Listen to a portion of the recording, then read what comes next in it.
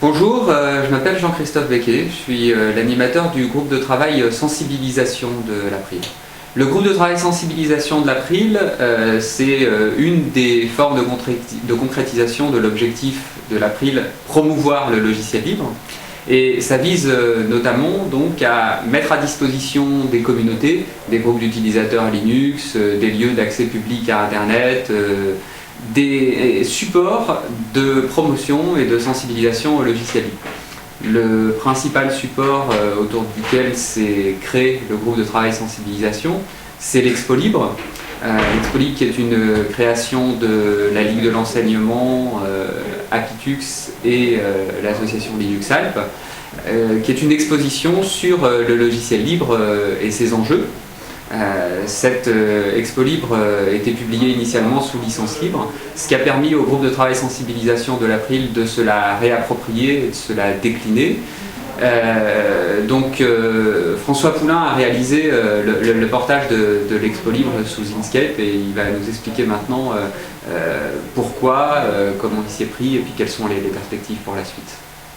Bonjour, je m'appelle François Poulain, je suis membre du groupe de travail sensibilisation de l'April et jusqu'à maintenant j'ai travaillé essentiellement sur l'Expo Libre et sa mise à jour. Moi je suis membre de l'April depuis environ 2005 et à l'époque, depuis tout ce temps, on s'était aperçu qu'on manquait un petit peu de support de communication pour promouvoir et sensibiliser le grand public en fait, à ce qu'est le logiciel libre, pourquoi c'est important de les utiliser, de les défendre, de les promouvoir. Et donc à l'époque on a fait le constat qu'il nous manquait un petit peu de matière pour faire cette communication. Et entre-temps, Jean-Christophe Becquet a créé le groupe de sensibilisation, vraiment dédié à cette problématique, pour lequel il avait besoin de compétences en création graphique, pour adapter, mettre à jour le contenu de l'Expo Libre et l'adapter dans un format ouvert. Le problème d'Expo Libre, c'est qu'à l'origine, c'était une initiative qui était faite dans un format graphique fermé. Et donc, on a réécrit complètement de zéro toute cette exposition pour la mettre dans un format ouvert, le SVG pour ne pas le nommer, avec l'outil Inkscape. Et donc, le succès est au rendez-vous et on espère que ça va continuer.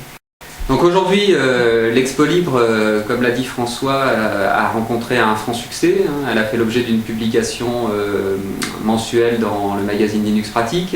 Elle a été exposée à la Cité des Sciences de l'Industrie. Elle a été exposée à Sophia Antipolis. Elle a été exposée dans une cinquantaine de villes en France, dans différents lieux. Et on travaille maintenant à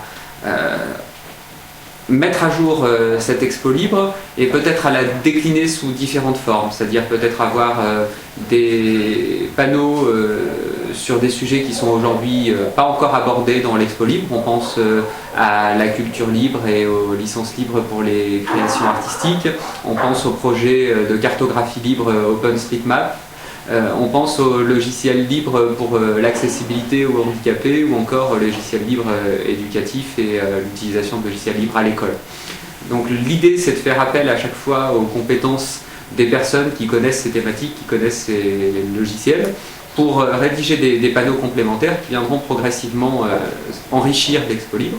Donc pour ça, François se propose de développer des masques, de mettre à disposition de la communauté des masques de l'Expo Libre vierge que chacun pourra télécharger sur le site expolibre.org et enrichir avec des contenus spécifiques. L'autre idée, c'est au-delà des panneaux, de développer d'autres types de supports, comme par exemple des flyers petit format, qui permettraient à des personnes qui ont vu l'Expo Libre d'avoir quelque chose à emporter avec un aide-mémoire, des liens pour en savoir plus. Ça permettrait aussi, lorsque les associations de promotion du libre animent un stand à destination d'un public particulier, d'avoir des documents à remettre aux visiteurs.